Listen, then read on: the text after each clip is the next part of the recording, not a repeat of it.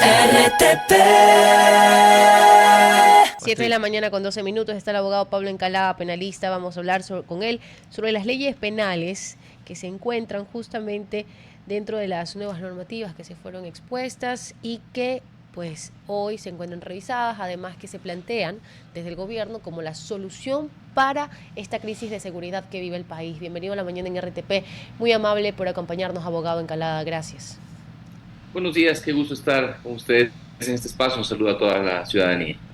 Hablemos de lo que ya le mencionaba, hay otros temas también que podríamos tocar, pero la Corte Constitucional revisa, incluso ya ha dado el plazo para su pronunciamiento, en el cual están las 3 leyes del presidente de la República, Danilo Noboa, que ha enviado como la solución. Solidaridad, inteligencia e integridad pública. Dos de ellas económicas urgentes, ¿eh?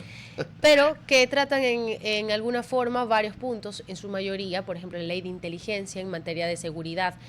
Y aquí consultarle qué tan esencial desde el punto penal es realmente importantes, por ejemplo, las normativas o los artículos, para ser más precisa, que se encuentran suspendidos por la Corte Constitucional. Mire, yo vengo diciendo desde siempre que el problema del Ecuador no es un problema de leyes, es un problema de que las instituciones no funcionan, de que no se coordinan, que no se articulan, cada una camina por cuerda separada. Eso da pie para que hayan dos problemas, digamos, fundamentales, muy evidentes en el sistema de justicia, que es la corrupción y la negligencia. La gente cree que los problemas del sistema de justicia están dados en buena medida por la intimidación que pueden sufrir los actores del sistema por parte de las organizaciones criminales. Y yo la verdad creo que esa no llega a ser ni siquiera un problema. Obviamente hay que darle seguridad, obviamente hay que estar pendiente de aquellos, pero me parece que ese es un problema menor comparado con los otros dos, que son la negligencia y la corrupción. Y la negligencia es un problema muy alto. También la gente dice, bueno, seguramente cuando salen en libertad los delincuentes o cuando digamos, hay sentencias que la ciudadanía no las entiende, muchas veces dicen, bueno, seguramente hay corrupción. Sí, muchas veces hay corrupción, eso no lo vamos a negar. La corrupción es un problema del Ecuador, muchas veces sí la hay. Pero yo creo que el principal problema es la negligencia. ¿Negligencia por qué? Porque tenemos un sistema en el cual, hablando de la justicia penal, usted tiene una policía que tiene que actuar, digamos, en la escena del crimen. Cuando se comete un delito, actúa la policía en la escena del crimen. Usted tiene una fiscalía que tiene que analizar esa información, calificarla, valorarla y presentarla ante un juez, y tiene un juez que tiene que tomar esta decisión. Si estos 3 actores no están suficientemente inteligenciados, suficientemente articulados, hablando el mismo idioma, difícilmente pueden tomar buenas decisiones. Entonces pasa mucho porque, por ejemplo, la policía hace un allanamiento y sucede que en el allanamiento encuentra un delito flagrante, y en el momento de realizar el parte no incorpora la información mínima necesaria para que un fiscal pueda tomar una decisión. Sí, pongámoslo de la forma más sencilla. Si se comete un robo flagrante y sucede que el policía no toma nota de quién es la víctima, no toma nota de quiénes son los testigos, no lleva la cosa robada a la fiscalía, es decir, lo único que hace es capturar a un tipo y llevarlo a la flagrancia. ¿Qué puede hacer el sistema de justicia con esto? Entonces, esto para ponerles un ejemplo, digamos, de una manera sencilla, para hacerles notar que en muchos de los casos el problema, o mejor dicho, el problema no son las leyes, el problema es la funcionalidad del sistema, como casi todos los servicios del Ecuador. Cuando hablamos del sistema de justicia, ¿por qué tendría que sorprendernos que no funcione adecuadamente cuando no funciona el sistema de salud, cuando no funciona lo básico como es el sistema energético Lo que ustedes decíamos. estaban conversando? Ajá. Doctor Encalada, como siempre, un gusto saludarlo de mi parte. Le habla César Férez Cordero. Estábamos conversando ayer con Rosa Torres, presidenta de la Comisión de Justicia, que ha presentado un proyecto de ley reformatorio al Código Orgánico de la Función Judicial.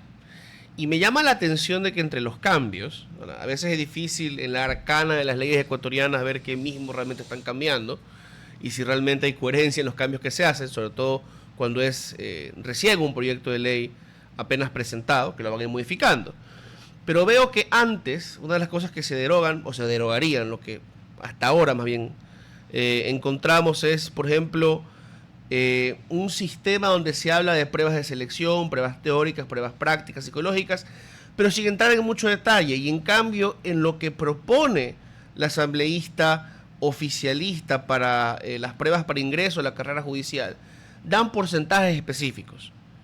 ¿Ya? Se valorará la formación académica con un 12%, la actividad docente con otro 12%, la experiencia profesional pública y privada relacionada con el cargo al que se busca el 10%, publicaciones en revistas indexadas y libros con revisiones de pares 6%, y eso será un 40% de la evaluación de méritos. De ahí habrá una prueba teórica objetiva con un 20%, una prueba práctica de resolución de casos jurídicos con un 20% y una prueba oral calificada mediante rúbrica con un 20% final. A grosso modo, y comparado a otros concursos de méritos y oposición que ya vemos en el Ecuador, ¿qué le parece ese diseño?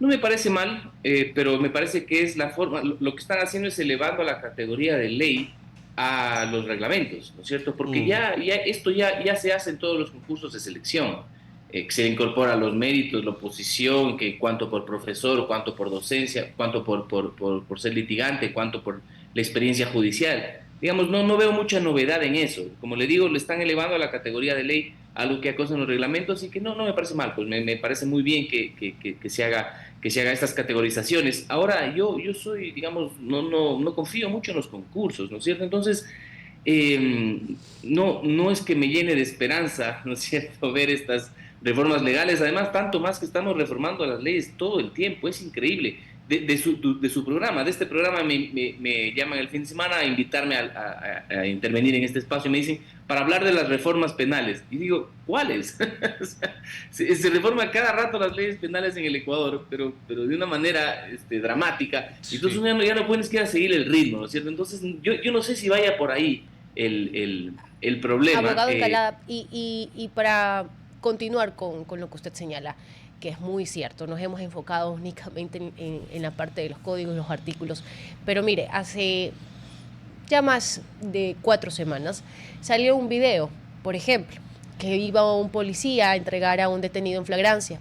El operador de justicia que estaba a cargo decía, mire, en 30 minutos sale mi hora, y hacer el documento, tomarle los datos, ya se toma 30 minutos, se me cierra el sistema y eso le tocaría al otro fiscal o al otro operador de justicia que le va a tocar el turno de las 12 de la noche. No me quisiera ir contra el operador de justicia porque analizando más sobre el tema, es cierto, hay un sistema que se cierra por turnos, dependiendo del usuario, dependiendo de la hora, y que bueno, le tocaría al siguiente operador atender esa flagrancia. A lo que voy es que el sistema está colapsado y nadie ve eso. Nadie ve que hay poca capacidad de los operadores de justicia. Bueno, en su canal sí se han quejado. Sí, he visto algunos periodistas que recientemente incluso quemaron y luego se sancionó a un operador que no quiso atender en la madrugada. Yo hice el tema. Ahí está. Ahora, no, pero yo me voy que nadie quiere ver a niveles gubernamentales la realidad o expandir la visión de esa visión de túnel que se tiene, no la quieren ampliar, en que hay que cambiar todo el sistema. No se trata únicamente de las normativas, sino del sistema en general. Hoy el Consejo y la Judicatura también es otro punto de debate, que si debe o no deben estar ciertos candidatos. ¿Qué hacer ante esto? Donde la problemática de la justicia no es una, sino son varias. Es que es una cuestión de eficiencia del sistema. Lamentablemente, los políticos populistas, bueno, los populistas son los políticos, los medios de comunicación, están también en las redes sociales. Hay mucha gente que dice, digamos, la solución a los problemas es darles bala a los delincuentes. Ya, entonces han dado una solución y se sienten inteligentes y se sienten respaldados por la ciudadanía. Entonces, claro, digo, ya bueno, denles bala, a ver si es que pueden hacerlo. No pueden hacerlo. Vivimos en un Estado democrático, tiene que respetarse el Estado de Derecho, el debido proceso, etcétera. Entonces, el problema del sistema de justicia es un problema de eficiencia. ¿Cómo puede ser posible que un policía se demore 8 horas en hacer un parte policial? ¿Cómo puede ser posible que el relevo de un turno sea el justificativo para no tramitar de una manera adecuada la información sobre un delito? Ese funcionario público está actuando de una manera negligente, insensible con los problemas que tiene la ciudadanía. Detrás de ese delito había una víctima, seguro, y esta persona negándose a hacerlo. Y claro, también entiendo su situación de que está cansado, de que está, no sé, 10, 12 horas en un turno y que hay que irse a la casa. También entiendo esto. Pero es un problema de eficiencia del sistema, que no lo están atendiendo. ¿Por qué? Por varias razones. Primero, porque quienes dirigen las instituciones no conocen la realidad. porque quienes están, no sé, digamos, en el gobierno, no hay un ministro de justicia, por ejemplo. Lo que hay es un ministro del Interior que creo que hace bien su trabajo, pero que respecto al sistema de justicia lo que hace es quejarse, empapelarlos a los jueces. Si no hay nadie desde el gobierno, nadie que esté preocupado de cómo optimizar Ok, los pero recursos doctor Encalada, para ahí, dar mejores servicios. ahí ya debemos toca un punto preguntarnos, importante, ¿ah? ¿de qué serviría un ministro de la justicia, digamos, para nuestra audiencia, que a lo mejor yo podría estar un poco de acuerdo con ustedes? ¿Qué nos serviría Sí. un ministro de la justicia si quienes velan por el sistema de justicia son los miembros del Consejo de la Judicatura y este es autónomo?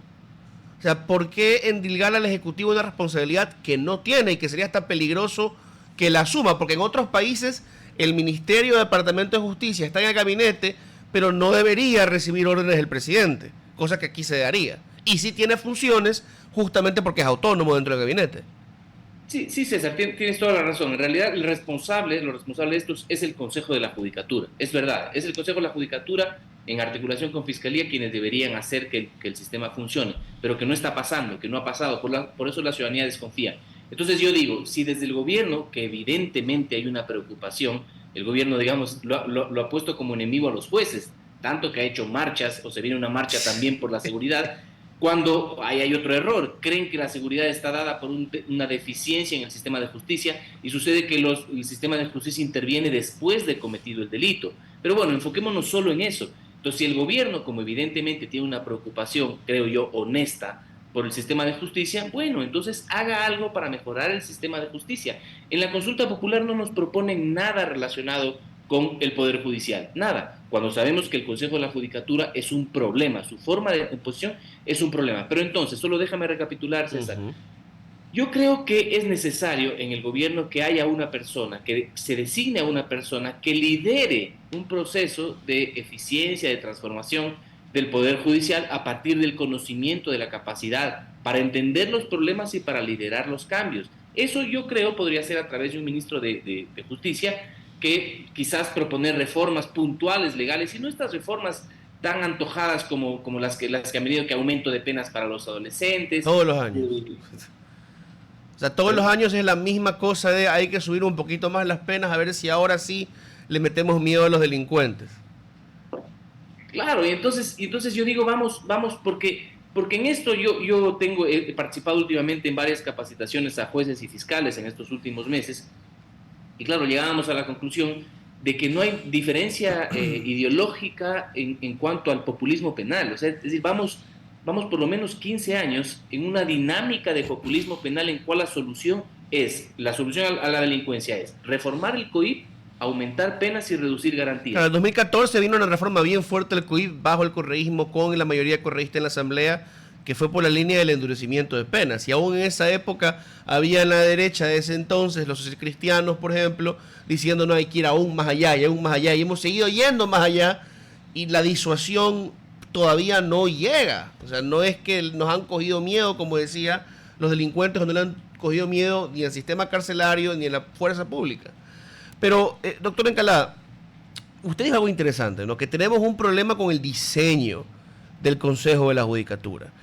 Yo he escuchado a algunos juristas y abogados, sobre todo los de la vieja guardia, decir, no, hay que regresar al sistema anterior donde la judicatura, la magistratura era administrada desde la presidencia de la Corte Nacional de Justicia.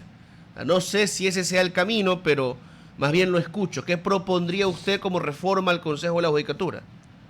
Mire, el Consejo de la Judicatura lamentablemente ha decidido, desde que fue reformado en el año 2011 a través de la consulta popular que propuso Correa, cuando dijo de frente que hay que meter las manos a la justicia, ese diseño del Consejo de la Judicatura bajo esa estructura ha servido exclusivamente para controlar los jueces y fiscales. Ese ha sido su rol.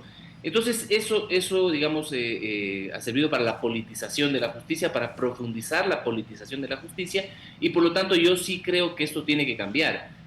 Yo, digamos, un poco es como esta desazón que uno tiene con esta institución. Yo también he propuesto la eliminación del Consejo de la Judicatura, pero es verdad que se necesita un ente, un órgano que administre el Poder Judicial. Bueno, yo digo, quizás puede quedar en manos de la Corte Nacional, y que sea dirigido por un director general bajo la misma estructura del Consejo de la Judicatura, departamento financiero, talento humano, etcétera, bajo un director general. O buscamos otra forma de designación de los vocales del Consejo de la Judicatura. Eso también puede ser. Aquí el problema es que el diseño actual ha servido para el control político de los jueces. Y miren ustedes lo que pasa ahora. Vamos, hay un concurso aparente, un concurso que no existe, para ratificarlo al actual presidente del Consejo de la Judicatura, que se entiende que es una persona muy cercana al gobierno. Y sucede que el gobierno dice que los enemigos son los jueces y reclama por el mal funcionamiento de la justicia y no hace nada en contra del presidente de la Judicatura, más bien es su aliado. Entonces, ¿cómo entender estas cosas, no es cierto? Así que ahí hay un problema que tiene que ver principalmente con la politización de la justicia, pero claro, la justicia tiene otros problemas,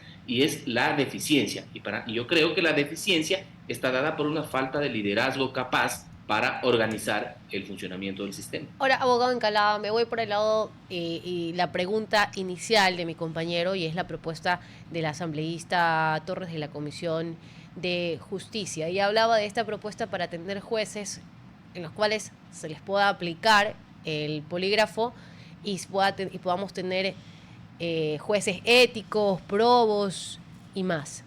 Yo le señalaba que me parecía y entendía tal vez su entusiasmo por la propuesta, pero que aún con el 98% de la verificación o la capacidad que puedan tener los polígrafos en estadística, ese 2 o 1% igual sigue significando importancia dentro de las pruebas de este mismo sistema. Aún así, no creería que eso cambiaría el sistema de justicia.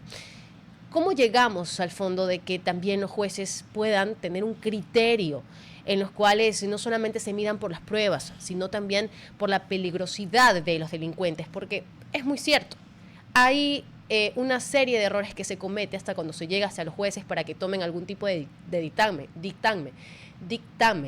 Pero no es menos cierto que ellos también tienen la capacidad de venir y pues medir las pruebas y entender que en estos momentos se necesita de que hay miembros de bandas delictivas que necesitan estar en la cárcel, porque mientras le dan las medidas sustitutivas, aprovechan esas medidas sustitutivas y vuelven a secuestrar, vuelven a asesinar, vuelven a salir a las calles a cometer delitos. ¿Cómo llegamos a ese entendimiento de los jueces? ¿Cómo llegamos a ese punto en los cuales tengamos a funcionarios que más allá de regirse a la norma se rijan a la razón? A ver, concentrándome en este punto, que es quizás el punto más polémico, que tiene que ver con esta propuesta de que sean sometidos a polígrafos, ¿no es cierto?, en los concursos para jueces sean sometidos a polígrafos. Yo creo que sí vivimos una circunstancia excepcional y esta puede ser una alternativa viable. Yo sé que no hay un 100% fiabilidad, pero la fiabilidad es altísima.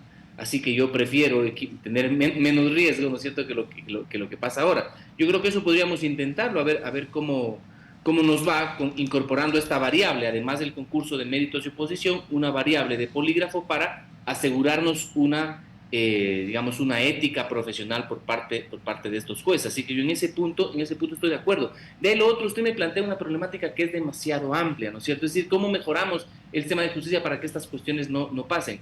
Yo le decía, para mí el principal problema es la falta de articulación de los actores del sistema. Muchas veces no están hablando el mismo idioma, muchas veces los fiscales tienen un criterio respecto de un concepto jurídico diferente al que tienen los jueces. Y si es que la policía, que hace el primer trabajo de recolección de la información en la escena del crimen, no entiende estos conceptos básicos además, entonces el sistema de justicia va a fallar. Le pongo un ejemplo rapidísimo.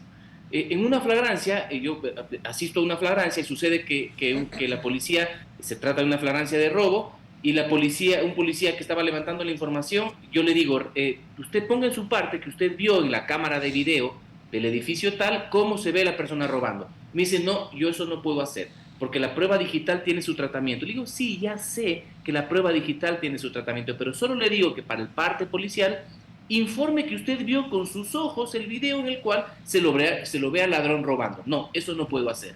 Me explico, estas cosas tan burdas, tan claras que a la lógica de cualquier ser humano es tan evidente, a veces hay testarudos, funcionarios, que no son capaces de entender. Y esto pasa en la escena del crimen, que luego daña toda la cadena del producto. Por ahí el corte comercial de manera brevísima. Se añade en esta ley que propone Rosa Torres un régimen disciplinario de las y los abogados en libre ejercicio de la profesión, que serían sancionados primero con una multa de 2 salarios básicos por no asistir injustificadamente a una audiencia judicial presentar dolosamente documentación falsa o alterada, o amenazar, ejercer violencia o faltar el respeto a las partes procesales, testigos, peritos, etc. Y si reincide, la sanción podría llegar a la imposición de una prohibición de ejercer la profesión por 5 años. ¿Qué le parece eso? Mire, César, yo estoy de acuerdo con los controles, yo estoy de acuerdo con las sanciones, pero cuando tenemos un gobierno que ha tenido, digamos, muchas acciones tendientes a concentrar el poder, que es lo que ha venido haciendo con estas leyes, cuando está trabajando por mantener a su delegado, digamos, a su persona de confianza en el Consejo de la Judicatura, a mí estas cosas me generan temor. Entonces, si bien en principio estoy de acuerdo, yo digo hay que esto mirarlo con cuidado, porque puede servir para ahora también tener el control de los abogados, y eso sería todavía, porque somos los abogados, somos los pocos que le estamos criticando al gobierno, ¿no es cierto? Si ustedes ven, quedamos unos poquitos libres ahí de opinar. Bueno, si ahora tienen también para controlarnos a nosotros y sancionarlos, quizás esto pueda ser muy peligroso, hay que tener cuidado. De acuerdo, doctor. Muchas gracias. Estuvimos con Pablo Encalada Hidalgo, con quien es un gusto conversar siempre. RTP